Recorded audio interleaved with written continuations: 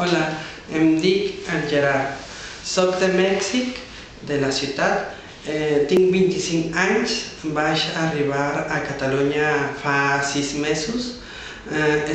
Visc amb gent catalana.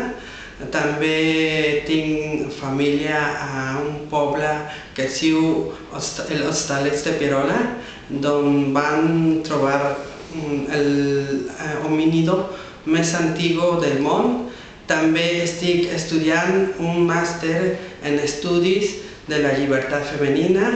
M'agrada molt la llengua catalana, jo crec que és molt important conservar-la.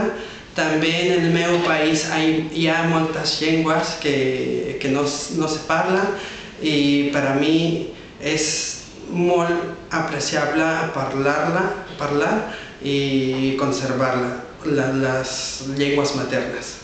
Fins després.